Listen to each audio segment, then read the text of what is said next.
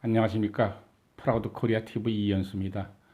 오늘은 한국의 제3대 부흥운동 중에 마지막 부흥운동인 백만인 구령운동에 대해서 말씀을 나누도록 하겠습니다. 두 차례의 부흥운동이 일어났던 시기는 역사적으로 매우 암울하고 모든 것을 빼앗기게 되는 시기였습니다. 1894년 청일전쟁에 이어 1904년 러일 전쟁으로 한반도가 강대국들에게는 식민지로서 꽤나 필요한 요충지였습니다.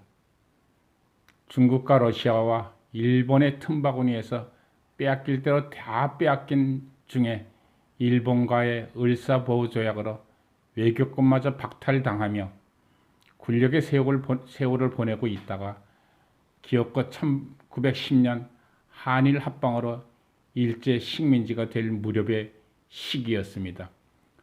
암울한 시기였기에 의지할 곳은 오직 하나님뿐이었으나 그러기에 두 차례의 부흥운동이 온 나라를 뜨겁게 달구었지만 민족의 모습은 더욱 나빠져 나라가 일본에 완전히 빼앗기게 되면서 1907년의 평양 대부흥운동으로 교회는 부흥하였으나 영적 각성은 차츰 식어가다가 1909년에는 부흥운동의 열기가 완전히 식어가기 시작했습니다.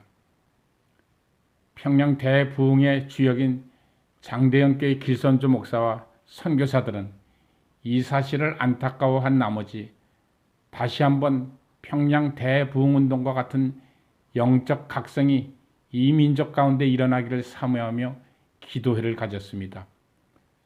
길선주 목사는 박칠옥 장로와 매일 새벽 기도를 열었으며 3명의 남감리교 선교사들과 함께 금식하며 울부짖은 결과 하나님께서 응답하시어 복음주의 연합공의회와 장로교 로회에서 백만인 구령운동을 결의하였습니다.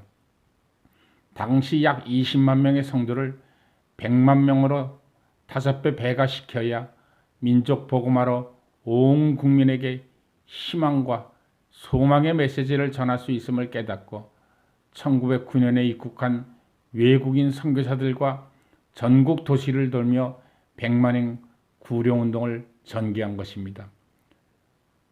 백만인 구령운동은 대중집회로 서울을 비롯한 전국의 주요 도시에서 외국인 부흥 선교사들이 동참하며 복음송을 부르면서 열렸고 이때 로버트 항리스가 작사 작곡한 백만인을 예수에게로라는 찬양을 부르며 전도지를 배포하면서 누가복음서를 나누어 주기도 하였습니다.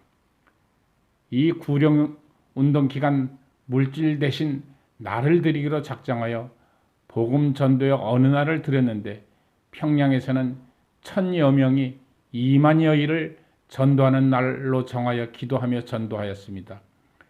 이 운동으로 수요 기도회에 이어 금요 기도회가 열리게 되었는데 지금의 금요 철야 기도회의 시초가 된 것입니다. 1910년 한일 합방으로 일제의 탄압 속에 이 전도 집회를 정치 집회로 여겨 집회를 방해하는 등으로 비록 목표한 대로 100만 명을 구원하지는 못했으나 백만인 구령운동은 그 후에 여러 모양의 부흥운동으로 발전하여 지금까지 구령의 열정으로 대한민국을 복음의 중심국가로 만드는데 큰 역할을 한 축복받는 부흥운동이었던 것입니다. 백만인을 예수에게로 주제 찬송가의 가사를 한번 읽어드리도록 하겠습니다. 로버트 항리스 작사 작곡한 노래인데 저도 이 노래는 잘 모릅니다. 그러나 가사가 의미가 있습니다. 백만인을 예수에게로 주여 이것은 확실히 가능하니이다. 백만인을 예수에게로 이것은 당신에게 너무 많은 것이 아니니이다. 당신의 말씀은 놀라운 능력이 있으사 죄인의 심령을 감동케 하시지 않으시나요? 성령이 기꺼이 생명의 말씀을 나눠 주시지 않으시는가요?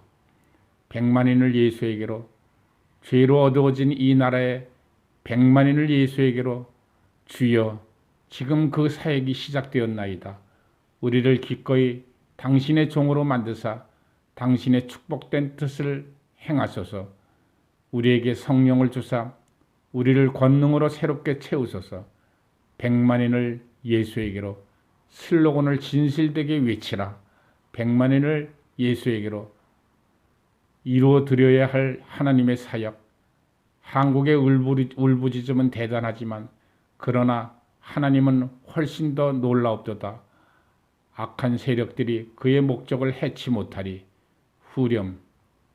백만인을 예수에게로, 주여 우리 심령의 소원을 허락하소서. 백만인을 예수에게로, 주여 복음의 불을 확산하소서.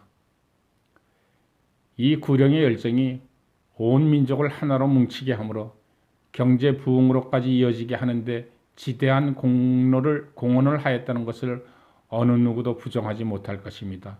그런데 현재 대한민국의 교회는 6만 개가 넘습니다. 성도는 100만 명이 넘어 1000만 명이 된다고 합니다.